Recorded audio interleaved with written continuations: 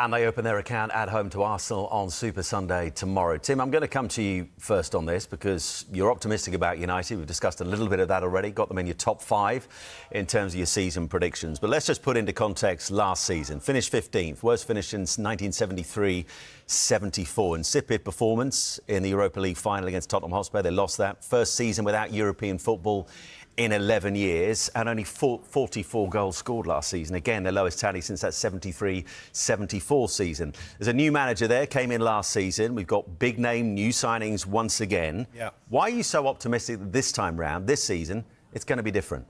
I'm just taking his word for it, Ruben Amorim, that he needed time. He needed time on the pitch. That's what he's crying out for. He said he wanted to come now, didn't he?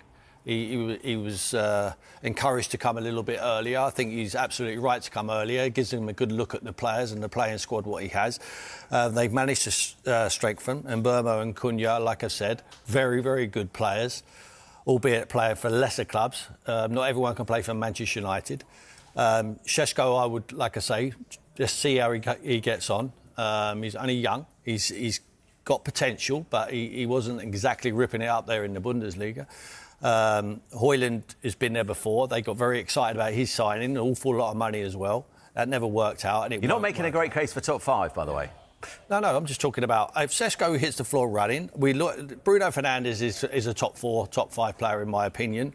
I still think they've got good enough players, and let's just hope that he's knitted them together and they play with some cohesion, because it was just like a group of players being thrown onto the pitch having no idea what their jobs were. And it was disgraceful last year. It really was. Even the final, when you look at that, I mean, that could have, like it did for Tottenham. I mean, it changed the fortunes of the club.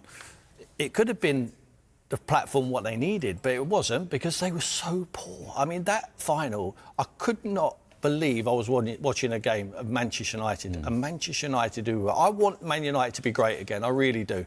I like the big clubs to be big. I like them at Man United at the moment, only by name are they a big club. They need to start doing it on the pitch again. And I believe they will. And I'm going to give them the benefit of the doubt. I think this man might turn them around this season. And Merce, we'll come on to talk in detail about particularly that new front three that United have this season. But it just feels that the optimism around the club at the moment, which is quite understandable.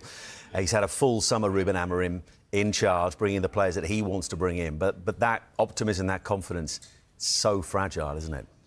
Yeah, I think it's a nice game for them tomorrow. I think it's a nice game. They've got Arsenal. I think the pressure's on Arsenal to win the game. If Man United go and win it, it's great. Oh, my God, what a start. If they don't win, well, what do you expect? 15th last season, a shocker. New players in, they've got to mould, they've got to take time. So, you know, it's a real free hit for them tomorrow in a way for me. I don't fancy them one iota to do anything this season. One iota. You know, things are won in midfield. Their midfield's nowhere near strong enough for me. And for all the talent they got up front, they just won't dominate football matches, in my opinion. If you look, Liverpool won the league last year, very good midfield. Arsenal, very good midfield. You know, Man City, one of the greatest teams. Soon as their midfield fell apart with Rodri, never done anything. So it just shows you, you know, you watch it, it's so open, Man United, and nothing's going to change there. People are going to say, oh, they've got the talent going forward, but they had talent before that. You know, Rashford, I know he didn't perform, and Garnacho and people like that, you know, have been brought up through Man United. These are coming in from teams that, you know, if they get a draw away at Bournemouth, you know, everybody's going home singing on the coach. That's not the case at Man United, you know, and I think the pressure will tell, and I don't see, I'll be shocked if they finish in the top 8, I think they've done well.